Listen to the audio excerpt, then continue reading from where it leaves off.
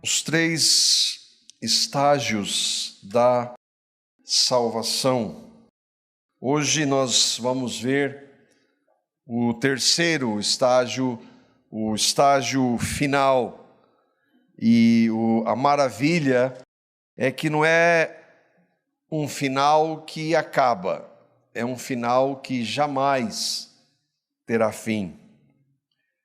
Antes nós vamos lembrar um pouquinho do que nós vimos, o que são esses estágios, todos eles ação ou ações da graça de Deus. O primeiro é a justificação, que é aquele ato soberano de Deus e que, portanto, não tem participação nenhuma do homem, onde Deus, por sua graça, quando uma pessoa ouve o Evangelho, a pregação do Evangelho, o Espírito Santo pega aquela palavra, muitas vezes anunciada de maneira finita e limitada, e ele vivifica aquela palavra no coração daquela pessoa que ouve. Deus, então, gera vida pela pregação do Evangelho. No momento em que a pessoa crê em Cristo, ela que estava separada de Deus, ela agora é justificada diante de Deus. Os que foram justificados, aqueles que creram em Cristo, só foram justificados e só creram e só se arrependeram, porque Deus, se você crê, saiba disso, foi porque Deus quis, por sua graça, amor e misericórdia por nós. Nós não o queríamos, nós não o buscávamos. Se Deus não fizesse, ninguém iria buscá-lo, ninguém iria querê-lo, ninguém poderia crer no Evangelho, mas Deus, por sua graça, amor e misericórdia, revelou para todos aqueles que hoje creem nele. Aquele que é então justificado, a palavra diz em Romanos capítulo 5, versículo 1, e que nós cantamos aqui, só em Jesus nós podemos encontrar paz. Nada nem ninguém pode trazer genuína paz. E Paulo diz isso em Romanos 5:1, ele diz, tendo sido, pois, justificados pela fé, temos paz com Deus por nosso Senhor Jesus Cristo. Se nós temos paz agora, significa que antes de crermos nós não tínhamos. Ninguém nasce filho de Deus, ninguém nasce buscando a Deus, ninguém quer a Deus. Antes de crermos no Evangelho, nós vimos também que éramos inimigos de Deus e agora Cristo nos trouxe a paz. Nós éramos filhos do diabo, filhos espirituais do diabo, e agora, pela graça e pela fé em Cristo, nós somos filhos de Deus. Nós éramos filhos da ira de Deus, da ira santa de Deus, e Ele, como diz Paulo também em Efésios capítulo 2, versículos 4 a 5, apesar de estarmos debaixo da sua ira, Paulo diz, não Paulo, o Espírito Santo por meio de Paulo diz, mas Deus, que é riquíssimo em misericórdia, pelo seu muito amor com que nos amou, amou quem? Nós que cremos. Estando nós ainda mortos em nossas ofensas, em nossos delitos e pecados, mesmo em nosso estado, Deus nos amou e nos vivificou. E agora, juntamente com Cristo, nós somos salvos pela sua graça, justificados. Esse é o primeiro passo, é algo que Deus faz por sua vontade boa, agradável e perfeita. E Ele vem, mas eu não buscava, mas Ele quebrou a resistência que eu tinha por sua graça e me converteu a Ele. É um ato soberano da graça, da misericórdia e do amor de Deus por seus agora filhos. Tudo foi Ele, é Ele quem começa, é Ele quem sustenta e é Ele quem termina. E esse sustentar é o segundo passo que nós cremos à luz da Escritura, que é a santificação. Todos aqueles que foram justificados, aqueles que creram em Cristo, entraram então em um processo chamado de santificação. Diferentemente da justificação, que é um ato de Deus, a santificação é um processo de Deus em nós. Deus começou, a partir de Cristo em nós, a nos santificar. E nós vimos que a palavra santo significa separado, Separar do quê? Separar do mundo, de todo o mundo que é contrário a Deus, separar para Deus. E isso quem faz é o próprio Deus em nós, por sua graça. Nós fizemos menção de um irmão, Ernest Maia, uma citação simples que nos ajuda a entender essa verdade bíblica, que ele diz: a santificação é um ato sobrenatural de Deus, veja, é Deus quem faz, que se inicia com a regeneração, a justificação, consistindo num progressivo abandono do pecado em direção a Deus, lembra? Separado do mundo e separado para Deus, tendo como padrão a imagem de Jesus Cristo, não como modelo. Mas o que acontece com uma pessoa que crê em Cristo? Como Paulo diz, eu estou crucificado com Cristo, e agora é Cristo que vive em mim. E Ele é o modelo, Ele é o meu Senhor, é Ele quem dirige. A santificação, então, é Cristo habitando no justificado. Todo justificado, todo aquele que genuinamente creu em Cristo, ele vai ser santificado. Não porque alguém diga para ele, mas porque ele tem Cristo nele, ele tem o Espírito Santo habitando nele. Nós vimos 5 características da santificação. A primeira é que o cristão, ele agora, em Cristo, ele odeia o pecado. Algo que nós, antes de crermos, nós amávamos. Nós amávamos o pecado. Mas porque Cristo agora é a nossa vida, nós odiamos o pecado. Por quê? Porque Deus odeia o pecado. Porque Jesus foi para a cruz por causa de pecados. Porque o Espírito Santo habita no cristão, e sendo Deus, ele odeia o pecado. Um justificado, então, jamais vai viver na prática do pecado, dizendo que está tudo bem. Jamais ele vai pecar e não se arrepender. É impossível que um cristão não se arrependa dos seus pecados. Nós vimos que nesse processo, é um processo da graça de Deus, nós tristemente ainda cometemos pecados. Nós desobedecemos ao Senhor, nós desobedecemos a sua palavra, mas nós não temos prazer nem alegria. Ainda que tristemente haja um prazer momentâneo naquele pecado, aquilo não mais faz parte daqueles que genuinamente creram em Cristo. Quanto mais de Cristo, mais da sua santidade, mais ódio pelo pecado. Mas desse lado da história, desse lado, do nosso lado aqui, nós não estamos ainda na presença do Senhor Jesus fisicamente, nós ainda pecamos, e nós vimos que ninguém jamais atingiu a perfeição. Não há nenhum cristão que possa dizer, eu não cometo pecados. Como eu estou lembrando de uma irmã aqui que foi conversar uma vez com o pastor, vou falar quem é não, ele falou assim, eu estou há 5 horas sem cometer nenhum pecado. Uau, que santidade, e que mentira, é claro. João diz, 1 João capítulo 1, versículos 8 e 10, 8 a 10, João está dizendo exatamente isso, que não há cristãos que não cometam pecados. Ele diz, se dissermos que não temos pecado, enganamo-nos a nós mesmos e não há verdade em nós.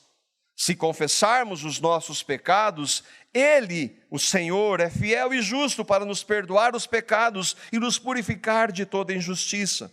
Se dissermos que não pecamos, fazemo-lo mentiroso e a sua palavra não está em nós.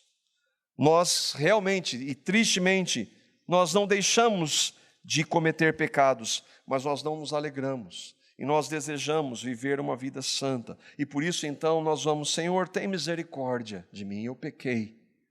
E aí nós temos a palavra dizendo que Ele é fiel e justo se nós confessarmos os nossos pecados. O apóstolo João está dizendo isso. O apóstolo João está admitindo que ele cometia pecados. Ele não era perfeito. Mesmo 60 anos depois da ressurreição de Jesus, escrevendo os últimos textos da palavra de Deus, ele se reconhecia um homem que carecia da graça de Deus, e não há nenhum que não tenha essa carência.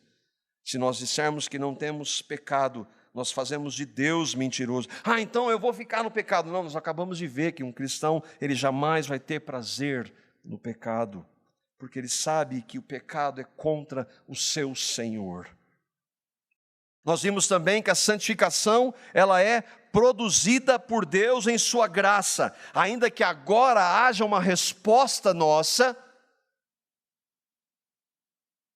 no final das contas, quando nós tivermos vitórias sobre alguns pecados, nós não vamos bater no peito e dizer, eu venci o pecado. Mas, Senhor, a sua graça me concedeu poder para viver, para não mais cometer esse pecado. Louvado seja o nome do Senhor. Só ao Senhor a honra e a glória. Paulo, um homem que andou com o Senhor, talvez, eu creio, aquele que mais andou na presença do Senhor, ele vai dizer em 1 Coríntios capítulo 4, versículos 6 e 7, falando dessa graça que concede a toda boa dádiva e todo dom perfeito vem do Pai das luzes. Olha o que ele diz, Paulo diz, ninguém se orgulhe a favor de um homem em detrimento de outro, pois quem torna você diferente de qualquer outra pessoa? Ou o que você tem que não tenha recebido? E se o recebeu, por que se orgulha como se assim não fosse? Ou seja, você tem recebido vitórias sobre o pecado? Quem é você para dizer que as vitórias que Deus deu para você, por sua graça, lhe dá direito a julgar o seu irmão que às vezes ainda está cometendo um pecado? É isso que ele está dizendo. Quando nós, pela graça, recebemos vitórias, é para a honra e glória do Senhor, não para nós nos acharmos melhores, ou nos arrogarmos, ou nos orgulharmos, é tudo para a glória de Deus. O pecado é nosso, tristemente, ele é nosso, ele é meu, mas a vitória sobre ele não é minha, a vitória sobre ele é da graça do Senhor. Por isso, se você hoje, pela graça, tem meditado mais na palavra, tem lido mais a palavra, tem buscado mais o Senhor em oração, se você tem sido um melhor esposo, esposa, um melhor filho, pai, você tem sido trabalhado melhor ou mais para a honra e glória de Deus, se você tem manifestado o fruto do Espírito, mais, tudo isso é a graça de Deus, não é mérito seu nem meu, é a graça de Deus sobre aqueles que Ele regenerou. Senhor que faz isso, e qual a motivação nós vimos, e essa é eu creio que deve ser a nossa maior motivação para a santificação, é o amor ao Senhor. Jesus mandou que se nós o amássemos ou nós o amarmos, nós deveríamos obedecer os seus mandamentos, João 14:15. A santificação não é para dar testemunho, não é para ser melhor do que o outro, que o irmão, não é por medo de Deus, não é por galardão, para galardão que eu vou ganhar, não, é por amor ao Senhor. Ele diz que essa é a razão principal, João 14:15. Se vocês me amam, ele está falando para cristãos, para os justificados, obedeçam os meus mandamentos, por amor a mim, só isso. Se nós amarmos mesmo a Cristo, nós vamos obedecê-lo, nós desejaremos obedecê-lo, nós não desejaremos pecar contra Ele. E aí então nós estaremos sendo santificados. E nós vimos também que a santificação vem a partir da resiliência humana, é isso? Não. A santificação, ela vem a partir de um relacionamento com Cristo. Quanto mais nós andarmos na presença de Cristo, mais Ele vai manifestar a sua vida em nós. Paulo diz isso aos irmãos Gálatas da Galácia, e diz isso para nós, Gálatas capítulo 5, versículo 16. Como nós andamos em santificação? Como nós podemos viver uma vida cada vez mais longe de qualquer forma de pecado? E ele diz: andai em espírito, e de modo nenhum satisfarão os desejos da carne. Andar em espírito é uma outra forma de dizer: se relacione com o Senhor, busque ao Senhor em sua palavra, em oração, em comunhão com os irmãos, com a igreja, anunciando o Senhor. É uma outra forma de dizer, levando sempre para todo lugar o morrer de Jesus, para que a vida dele se manifeste em nosso corpo mortal. Só assim há genuína santificação. Irmãos, nós não temos condição de nos santificar. Assim como nós não tínhamos condição de nos salvar. Nós não temos poder em nós. O Senhor Jesus disse: a carne para nada aproveita. A carne é a nossa força e nós não temos condição. Mas Cristo em nós, em um relacionamento com Ele, Ele vai produzir a sua santidade em nós. E aí então, nós vamos entrar na glorificação. E eu gosto dessa imagem. Já imaginou? Será que isso vai ser possível? De poder estar com o Senhor. Claro que nós falamos de representações, né? Mas de um dia nós vamos ver Jesus face a face. Porque hoje ele é um homem. Nós vamos vê-lo.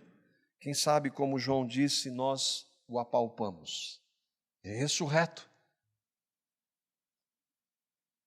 Nós vamos ver o Senhor. E isso vai acontecer. Aquilo que a palavra de Deus trata como a glorificação. Todos aqueles que foram justificados e que estão sendo santificados, um dia serão glorificados. E eu creio que um dos textos mais fortes, pelo menos para mim, que falam desta realidade e que esse deve ser o nosso maior alvo, é 1 Coríntios capítulo 15, versículo 19. E Paulo está falando com propriedade isso. Irmãos, deve ser o nosso maior desejo. E comparando com essa realidade, ainda que em Cristo nós tenhamos algumas coisas que Ele pode nos conceder, é incomparável. Olha o que Paulo diz. Ele diz: se esperamos em Cristo só nessa vida, nós somos os mais miseráveis de todos os homens. Se eu espero para que Cristo abençoe com a minha família, e não está nada de errado nisso. Se Ele me abençoe financeiramente, não tem nada de errado nisso. Se Ele me conceda saúde para eu viver uma vida tranquila, não tem nada de errado nisso. Mas se eu quero Cristo por causa dessas coisas, nós somos os mais miseráveis. Mesmo porque muitos, como o apóstolo Paulo, não tiveram nada disso. Eles não tiveram. Imagina essa esperança deles, como hoje a igreja quer fazer. A igreja hoje quer Cristo para resolver os problemas dessa realidade.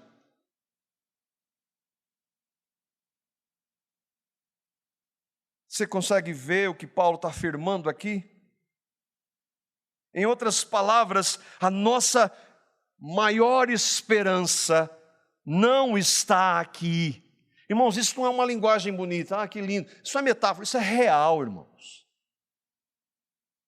O que nós vivemos aqui perto da eternidade, na presença de Deus, é incomparável. Nada se compara, nada do que Ele inclusive possa nos dar aqui é comparado, ou pode ser comparado com estar com Ele. A glorificação, e é importante entendermos, por isso que eu comentei com os irmãos aqui do cântico, nós não vamos estar para sempre no céu. Esse é chamado estado intermediário. Quando uma pessoa crê em Cristo e ela morre crendo em Cristo, o corpo dela fica e vai ser decomposto aqui. O espírito dela vai para a presença de Deus. Esse é o estado intermediário. A pessoa, quando Paulo diz, se eu morrer, é muito melhor porque eu vou estar com Cristo. Mas não é a realidade final, porque vai estar espiritualmente na presença do Senhor. Mas Deus tem algo maior, que é a glorificação, é aquele corpo, o corpo do apóstolo Paulo, por exemplo, que pó é muito para o que ele é hoje. Mas um dia Jesus vai ressuscitar Paulo e todos aqueles que nele creem. Esta é a esperança, a glorificação é quando Cristo voltar e se nós tivermos morrido, porque nós não sabemos quando Ele vai voltar, se nós tivermos morrido e daqui 100 anos Ele vai voltar, não importa o que tenha acontecido, todos aqueles que foram justificados Ele vai ressuscitar. e glorificar os nossos corpos. Isso vai acontecer somente com aqueles que foram justificados e santificados. Eu queria então ver, como nós vimos 5 características e não há nada de espiritual no número, mas eu gostaria de ver 5 características então da glorificação. Primeiro, a glorificação, ela vai acontecer na vinda do Senhor, ou no retorno de Cristo, que vai ser um ato instantâneo, quando Jesus, que veio como um cordeiro para ser humilhado, vem sobre as nuvens com poder e glória, ele vai vir muito diferente de como ele veio da primeira vez. Todo cristão verdadeiro crê na volta visível de Cristo. Isso não é uma linguagem figurada. Jesus vai vir literalmente. O homem Jesus, o Deus homem Jesus. Nós podemos até, e a igreja tem algumas divergências em relação ao momento exato, ao que vai acontecer antes e depois. Nós temos irmãos que pensam diferente sobre isso, não é propósito nós falarmos sobre isso. Mas o fato é que Jesus vai vir, Ele mesmo disse isso, Mateus capítulo 24, os versículos 29 a 31, o relato aqui não tem nada de figurado, é um relato literal, e é o Senhor Jesus que está dizendo. Ele diz assim: imediatamente após a tribulação daqueles dias, o sol escurecerá, e a lua não dará a sua luz, e as estrelas cairão do céu, e os poderes celestes serão abalados. Jesus está falando de uma grande tribulação que um dia vai vir. E olha o que vai acontecer imediatamente após.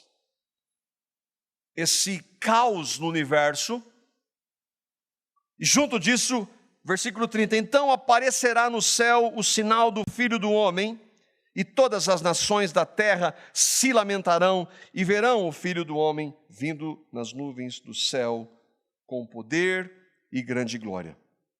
Antes da volta de Cristo vai haver uma grande tribulação, como nunca houve, ele diz em Mateus 24.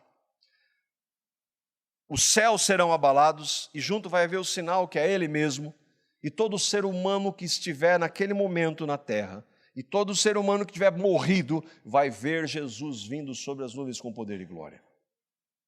Isso não é uma linguagem figurada.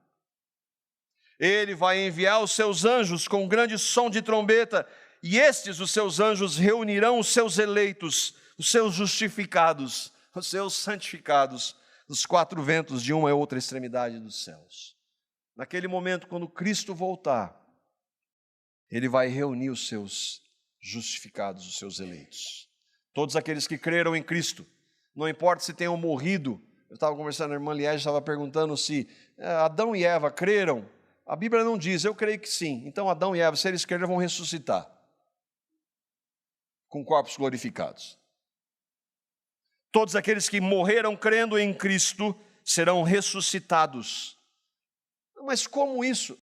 Como isso, para o Deus que criou o universo pela sua palavra, isso é alguma dificuldade? Isso novamente não é metáfora, como alguns querem dizer que é. Cristo vai voltar física e visivelmente, e todo olho verá. E nós cantamos aqui, todo joelho vai se dobrar diante de Jesus. Hoje nós temos o privilégio e a alegria de nos dobrarmos diante dele.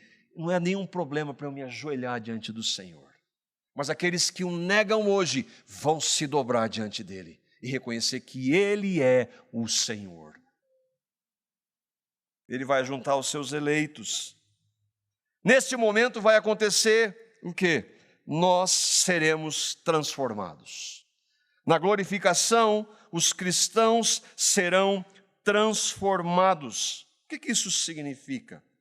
Paulo, falando aos irmãos de Tessalônica, no capítulo 4, os versículos 13 a 18, Paulo vai explicar o que é ser transformado. Ele diz assim: irmãos, não queremos que vocês sejam ignorantes quanto aos que dormem, para que não se entristeçam como os outros que não têm esperança. Paulo está falando que dormem é um eufemismo para a morte. Aqui é uma linguagem, para não dizer aqueles que morreram. Mas ele está falando aqueles que morreram crendo em Cristo, porque os outros não têm esperança. Ele diz, se cremos que Jesus morreu e ressurgiu, cremos também que Deus trará, mediante Jesus, juntamente com ele, aqueles que nele dormiram. Nós cremos que Jesus morreu e ressurgiu, sim ou não? Ou é uma metáfora? Como alguns, inclusive na história da igreja, teólogos diziam, não, aquilo é um símbolo. Jesus morreu fisicamente, ressuscitou literalmente fisicamente. Então vai ser assim conosco, Paulo está dizendo. Aí ele diz, dizemos a vocês pela palavra do Senhor, ou seja, foi o Senhor mesmo que disse, que nós os que estivermos vivos, os que ficarmos até a vinda do Senhor, certamente não precederemos os que dormem. Aqui é uma prova de que Paulo não sabia quando o Senhor Jesus ia voltar, e ele esperava que ele voltasse enquanto ele estivesse vivo. Isso mostra também que nós devemos ter essa esperança. Eu desejo que ele volte ontem. Esse deve ser o nosso desejo. E aí ele explica, pois dada a ordem com a voz do arcanjo e o ressoar da trombeta de Deus, lembra da trombeta, lá nós lemos em Mateus 24, o próprio Senhor descerá do céu e os mortos em Cristo ressuscitarão primeiro. Depois disso, os que estivermos vivos, seremos arrebatados juntamente com eles nas nuvens, para o encontro com o Senhor nos ares. E assim estaremos com o Senhor para sempre. Paulo, por que você está dizendo isso? Consolem-se uns aos outros com essas palavras. Dá para consolar ou não? Paulo está dizendo que naquele momento, quando Jesus voltar, os mortos, não importa quanto tempo eles estejam mortos, Deus vai ressuscitá-los. E aqueles que estiverem vivos serão elevados aos céus para encontro com Cristo, serão transformados. Nós vamos ver ele falar isso em 1 Coríntios, capítulo 15. A palavra glorificação é utilizada para definir essa transformação que vai acontecer com aqueles que creem em Cristo. 1 Coríntios, capítulo 15, os versículos 51 e 54. Vale a pena ler todo o capítulo 15 de 1 Coríntios, que Paulo explica detalhadamente. Ele vai e volta explicando o que vai acontecer, mas nós não temos tempo para isso. Nós vamos ver, talvez, os textos que tragam mais clareza. Ele está falando exatamente da mesma coisa que ele falou para os crentes de Tessalônica e que Jesus falou quando ele vai reunir os seus escolhidos dos 4 cantos da terra. Ele diz assim, 1 Coríntios 15, 51, 54, eis que eu lhes digo um mistério, nem todos dormiremos, mas todos seremos transformados. Olha só, lembra que ele falou, nem todos dormiremos. Ele acabou de dizer, se Jesus voltar enquanto nós estivermos vivos, ele está falando exatamente a mesma coisa. O mistério era até aquele momento, porque Deus então revela esse mistério. Num momento, num abrir e fechar de olhos, ao soar da última trombeta, a trombeta está aqui, está em 1 Tessalonicenses 4, Mateus 24, pois a trombeta soará, os mortos ressuscitarão incorruptíveis e nós seremos transformados. Então, aquele que morreu de câncer crendo em Cristo, aquele que morreu velho, aquele que morreu com qualquer limitação, ele vai ser ressuscitado incorruptível. Isso não é linguagem figurada novamente. Ele continua, pois é necessário que aquilo que é corruptível se revista de incorruptibilidade e aquilo que é mortal se revista de imortalidade. Irmãos, está claro o que ele está dizendo aqui ou não? Nós somos corruptíveis, nós envelhecemos. Ainda que, às vezes, tem alguns que tentam adiar esse processo por vários mecanismos, né? Mas a verdade é que nós vamos nos corromper, no sentido físico. Nós somos mortais. Mas Paulo está dizendo, a incorruptibilidade vai ser revestida por Deus. Aliás, a corruptibilidade vai ser revestida de incorruptibilidade. A mortalidade vai ser revestida da imortalidade, ou seja, não vai haver mais corrupção para aqueles que creem em Cristo quando ressuscitarem na sua volta.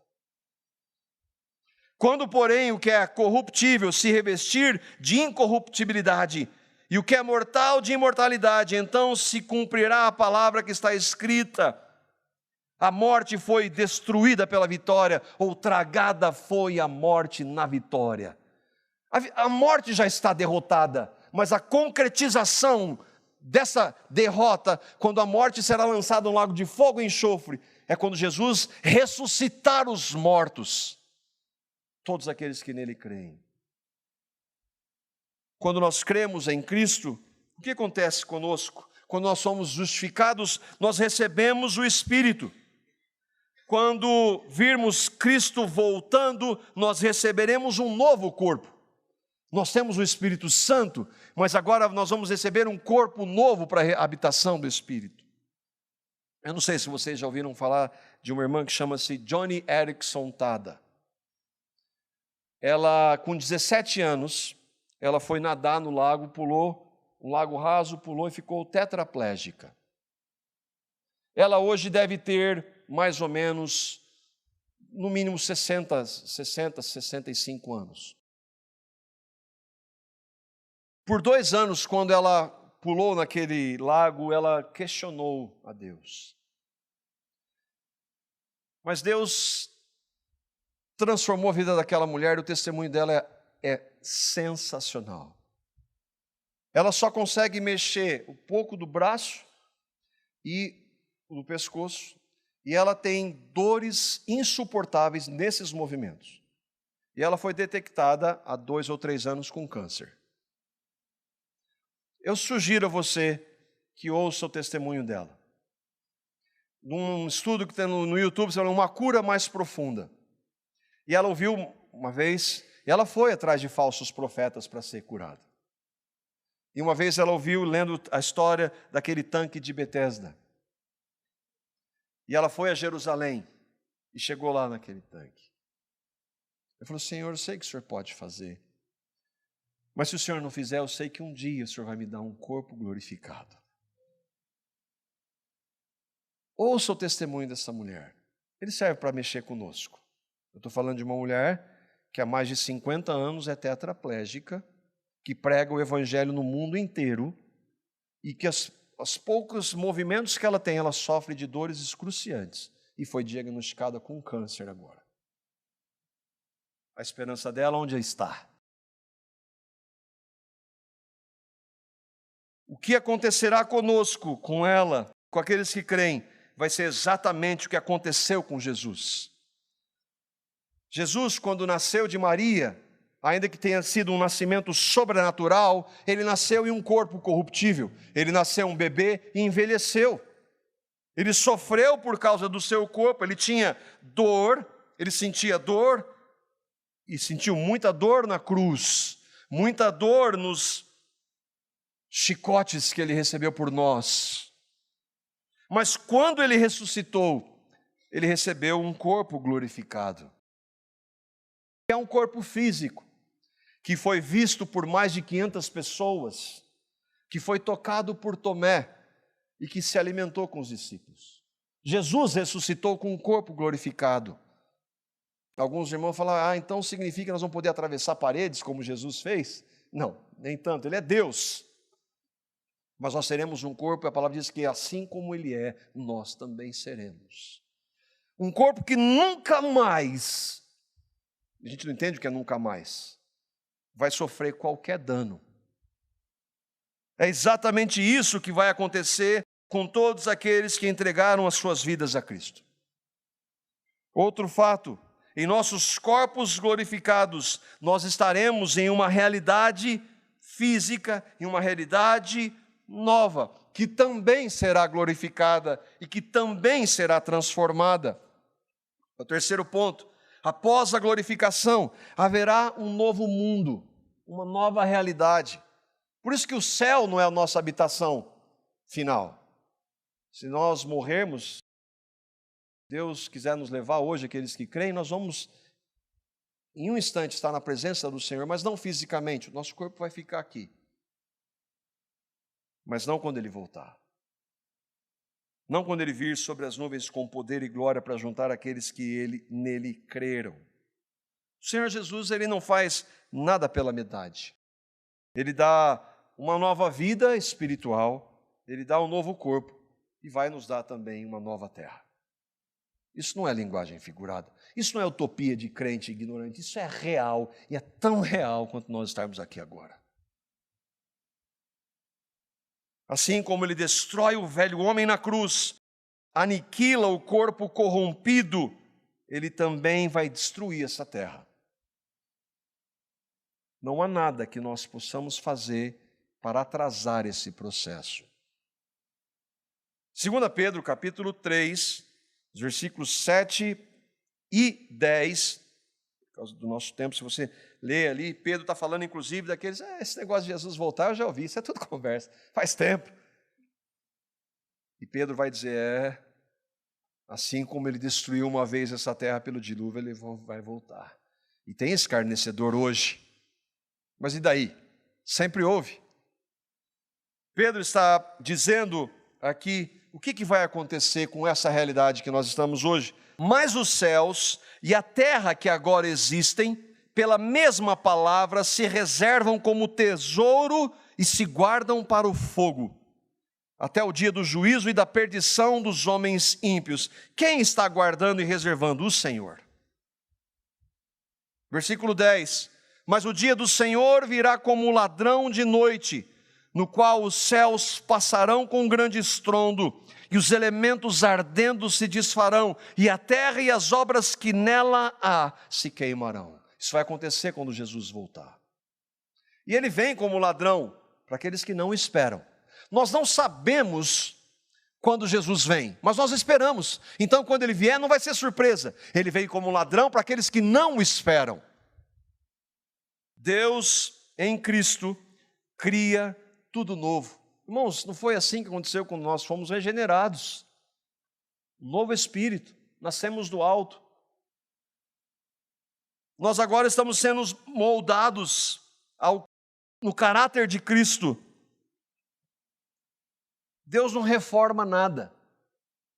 Ele não aceita a nossa tentativa de mudar nós mesmos. Ele tem que nos transformar, e é Ele quem faz, e só Ele pode fazer. Depois, então, de destruir essa realidade, Ele vai dizer, o que vai ser feito, então? Apocalipse 21, versículo 1. Apocalipse foi escrito por João. Ele diz assim, depois da destruição descrita por Pedro, eu vi o novo céu e uma nova terra, pois o primeiro céu e a primeira terra haviam passado, foram destruídos por Deus. Nós não vamos, portanto, estar voando no céu como anjos. Essa é uma ideia distorcida, às vezes até pejorativa. Haverá um Éden restaurado, se a gente pudesse trazer assim. Porque quando Deus, antes do pecado, andou na presença, Adão e Eva tinham contato com Deus, numa realidade que Deus criou perfeita sem pecado.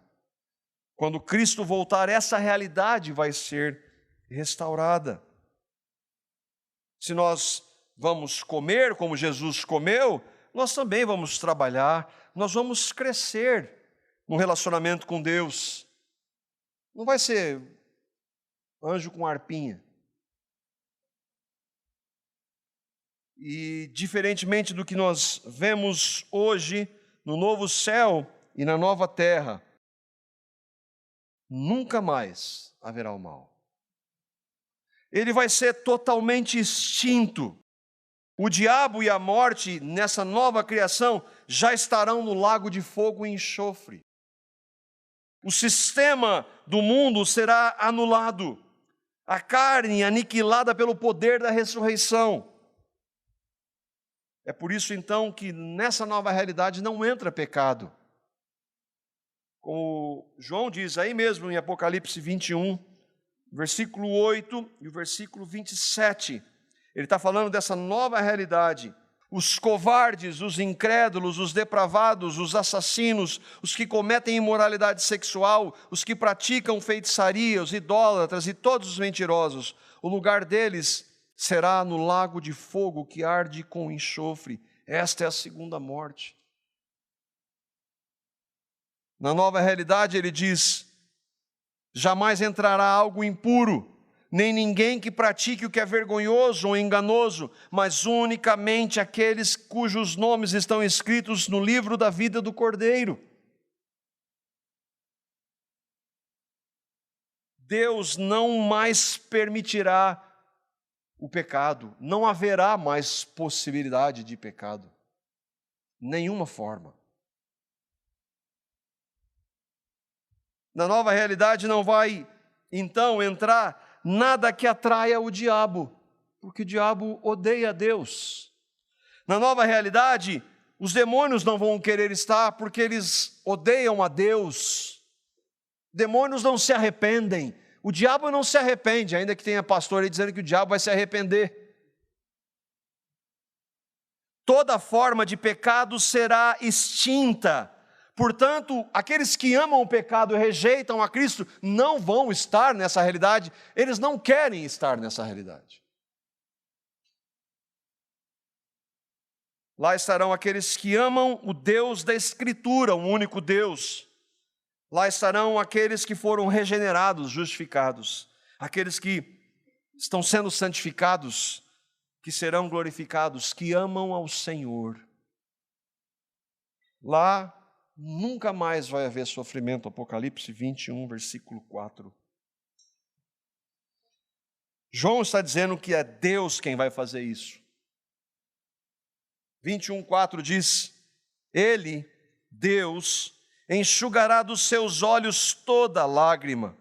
Não haverá mais morte, nem tristeza, nem choro, nem dor, pois a antiga ordem já passou. Nós nunca mais vamos sofrer como sofremos aqui. Nunca mais. E quem vai providenciar isso é o próprio Deus.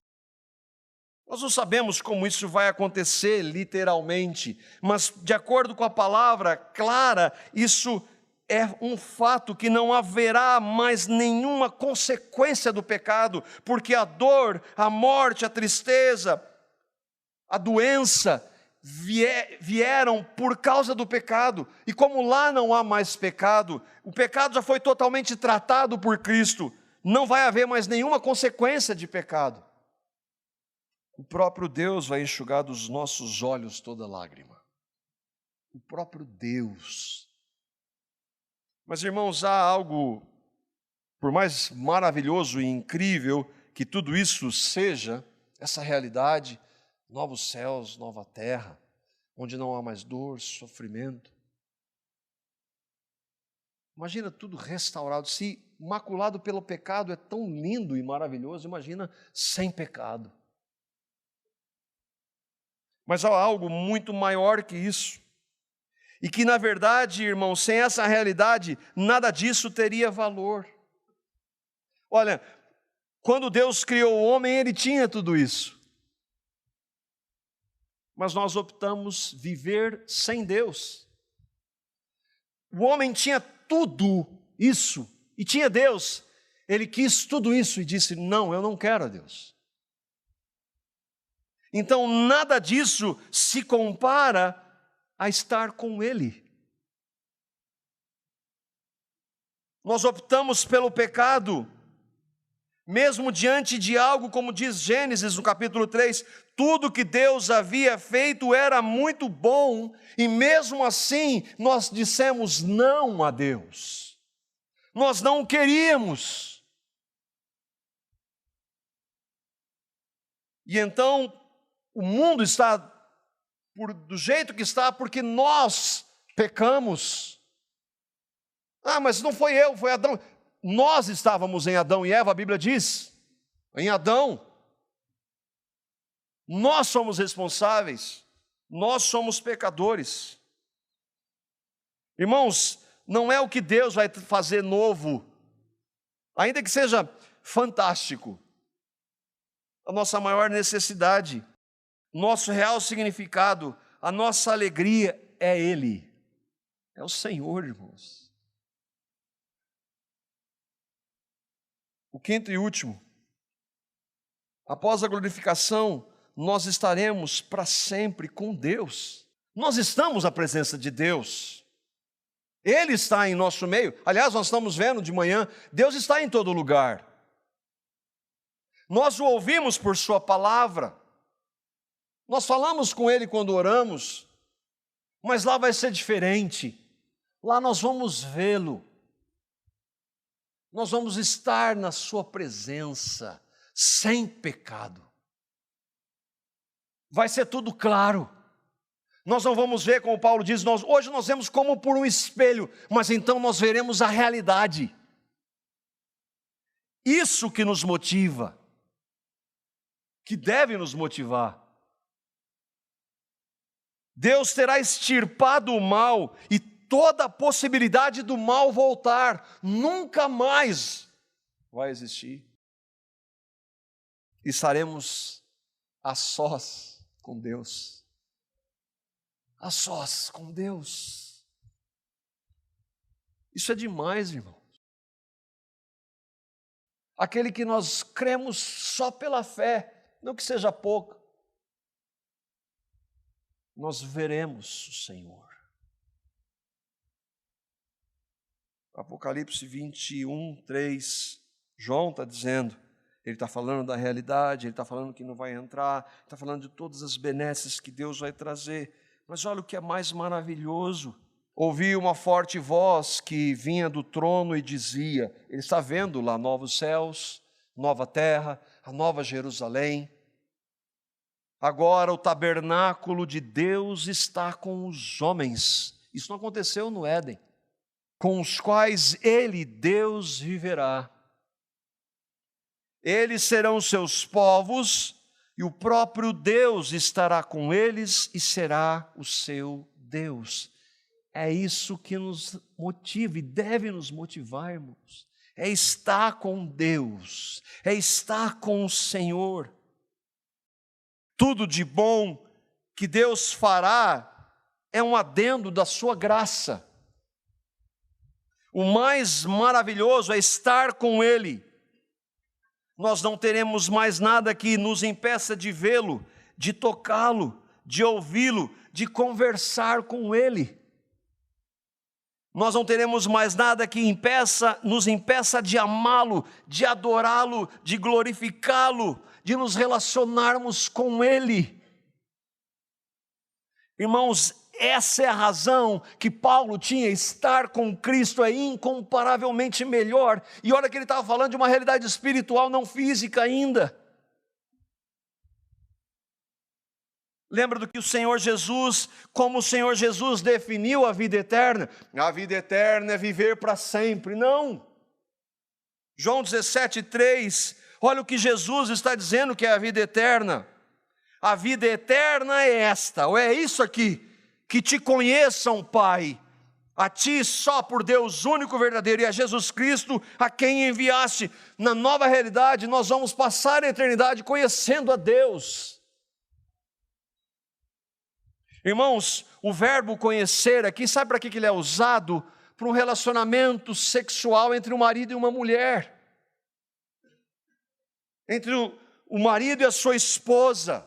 O verbo conhecer não é saber a respeito, não é ter informações sobre, é conhecer intimamente. E Jesus está falando, a vida eterna é conhecer intimamente a Deus. É desenvolver um relacionamento pessoal com Ele. Hoje eu tenho orado, Senhor, eu quero te conhecer, mas há tanto empecilho que eu causo por causa do meu pecado, por causa do mundo à minha volta, eu não consigo ver plenamente, mas lá não vai haver mais nada. O que você pensa disso? Os incrédulos vão dizer que isso é estupidez, é utopia, fuga da realidade. Infelizmente, há irmãos que estão sendo enganados, que só pensam nessa realidade. Eles querem dinheiro e saúde, porque eles querem ficar felizes aqui.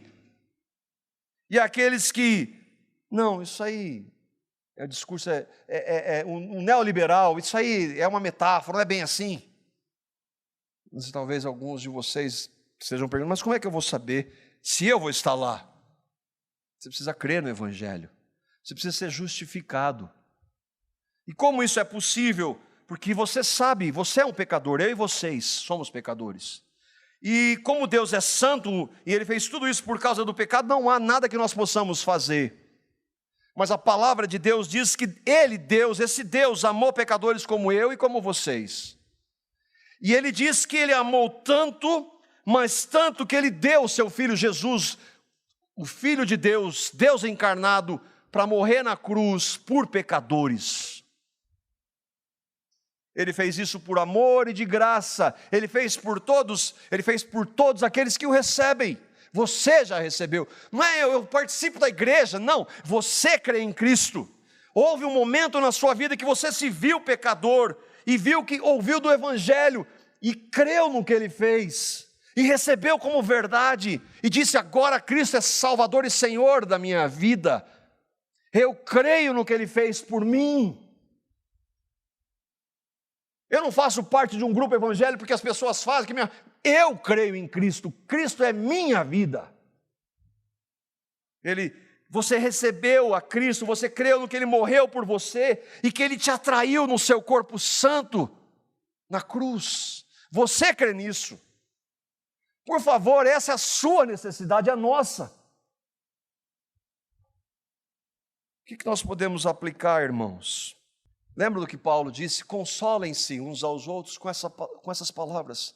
Irmãos, Paulo diz assim: a minha leve e momentânea tribulação, perto disso é nada.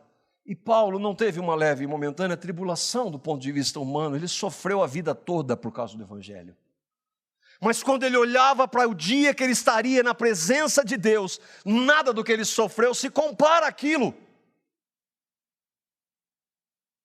Todos nós temos tribulações. Nós estávamos orando aqui, e nós 4 ali, orando juntos, cada um de nós tem as suas lutas, limitações, dores. Nós não estamos isentos delas. Mas o Senhor Jesus disse: eu venci esse mundo. Espere um pouco, ande comigo. Um dia isso vai se concretizar plenamente.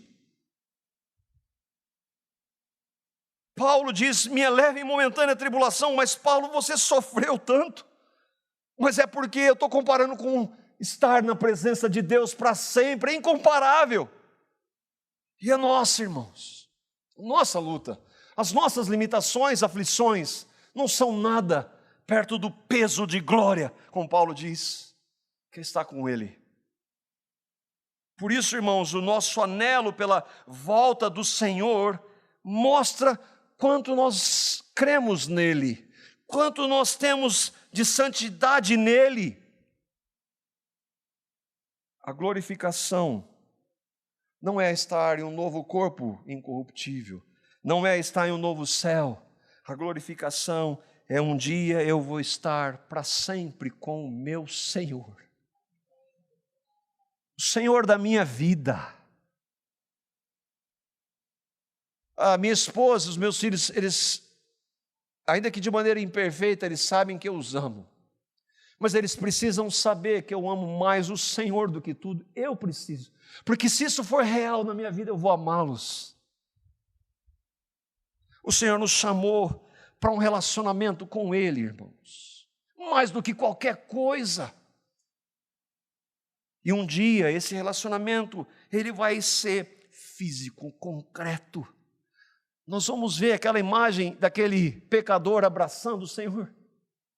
Será que eu vou poder abraçar o Senhor? Há um cântico que diz: eu só posso imaginar como será aquele dia. Será que quando eu chegar na presença do Senhor, eu vou pular de alegria, eu vou colocar o meu rosto no chão e dizer: Senhor, Senhor, eu te amo, eu te adoro pelo que o Senhor fez por mim. O meu desejo é estar com o Senhor. Que o Senhor faça isso em nós, irmãos, de verdade. Não como um rito religioso, como evangélico, mas que Ele seja Senhor das nossas vidas. Que nós anelemos a volta dEle. Maranata, venha Senhor Jesus.